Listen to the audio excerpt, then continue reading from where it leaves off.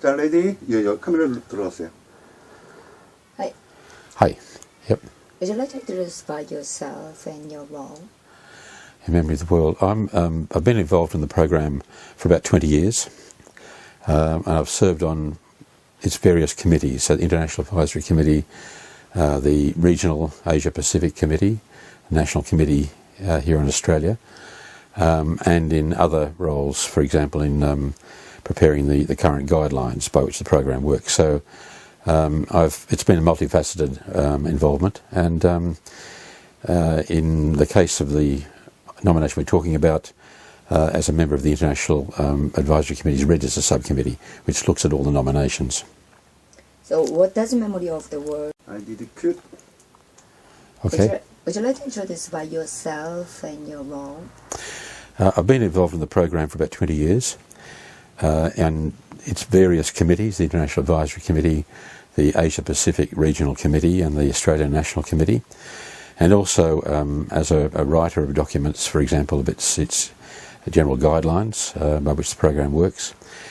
So it's been a long and multifaceted involvement. I've enjoyed, for example, being part of workshops that mentor countries in preparing their first nominations. So, that continues. In the case of the Korean document that we're talking about, I'll start that again. In the case of the Korean nomination that we're discussing, I've been a member of the Register Subcommittee that researches all the nominations that come into UNESCO for the program. What does Memory of the World stand for? It's a UNESCO program, and it's probably best understood by comparison to the World Heritage Convention and the Intangible Heritage Convention.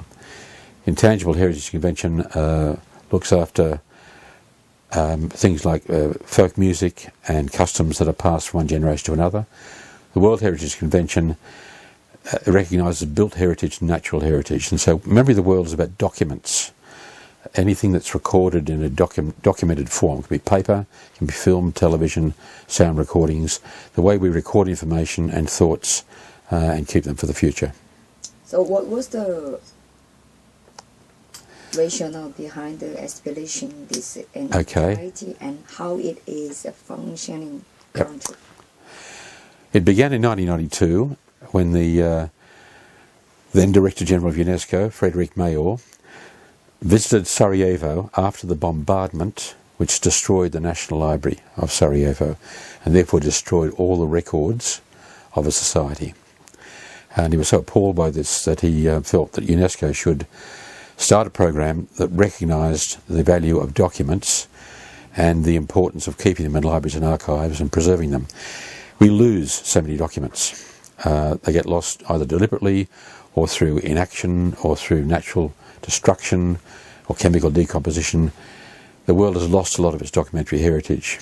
Here in Australia, for example, if we look at our film heritage, almost about 95% of the films that were made in Australia before 1930 are lost. They were never kept.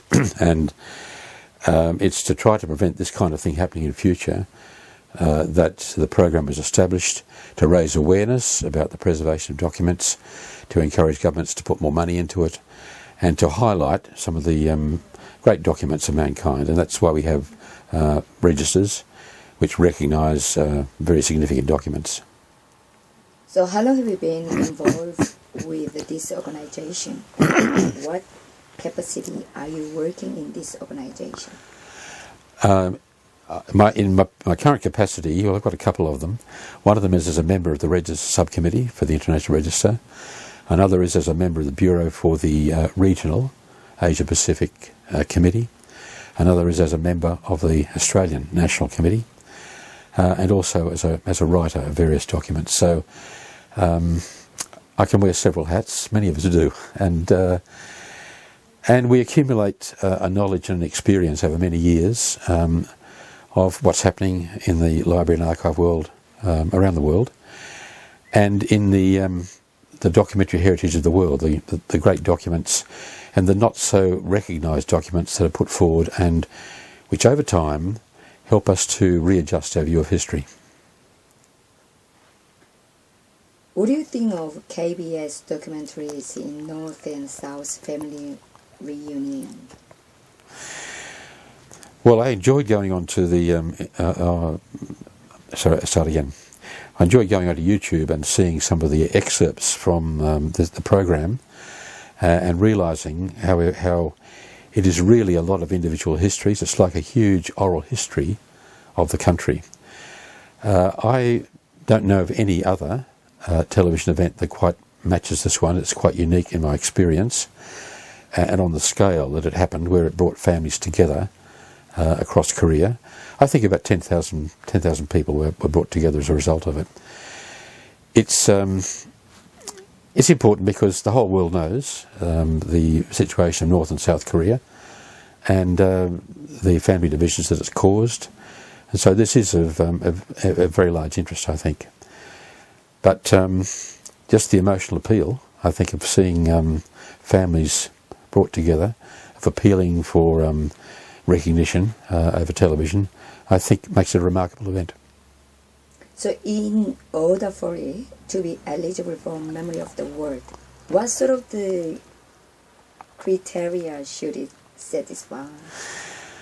The first main criteria is that it has world significance. Now that really means how much would it matter if all these documents were just lost? Would we really regret that they had gone?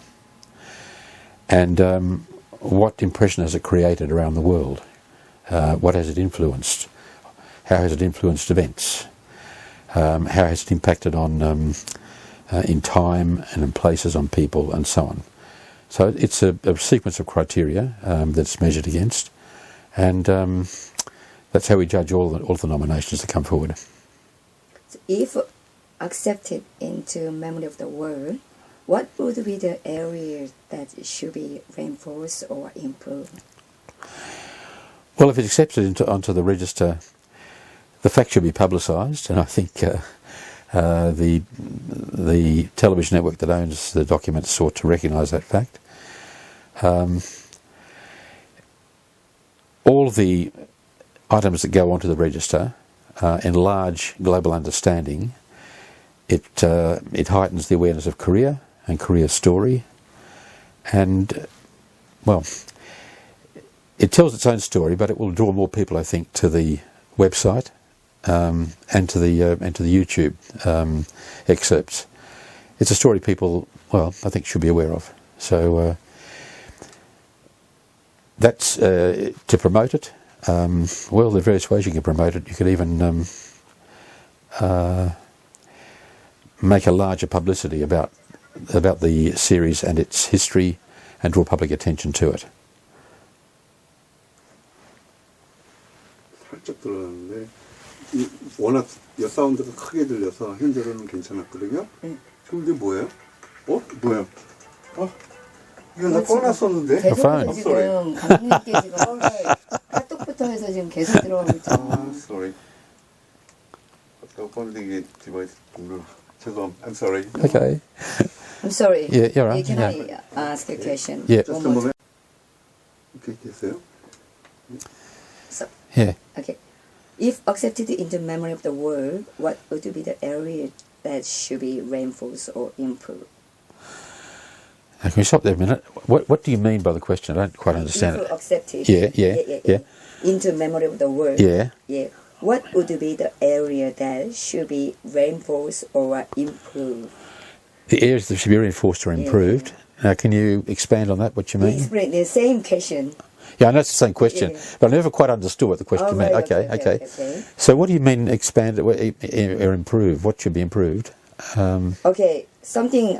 If the UNESCO accepted for Memory of the World for my KBS South and North, like that documentary. Yeah. What we have to do, what we have to effort, and we have to improve, You mean what should KBS do? What should KBS do? Or how can try best, or how can I something your advice too. Okay. All right. We can keep going. Okay. Yeah. Look, I think that if it's accepted, I think KBS should publicise the fact, publicise the program, and maybe air again some segments from the program, possibly make a documentary about the program so that people understand its context, but certainly draw attention to it. That's part of the point of being put on a register, that it raises awareness and draws attention to the program and to all that it represents. So it draws attention to the stories, attention to the nature of the series as it was done, and attention to some of the results. And maybe that just helps in the dialogue between the two careers, something the world watches, and where there are still family divisions to be resolved. So do you have your advice? That's the only advice. I think it's up to KBS to use the fact of recognition as best it can, if it is recognised. So it's true for any nominator to do this, to make the most of the recognition. If it does go on the register, it means that UNESCO has said something about that series, about the program, said something about its significance, and always the intention is that public attention be drawn to what's nominated. So television networks are good at publicity, and I'm sure KBS is very good at it, and so they should publicise the fact globally, I think.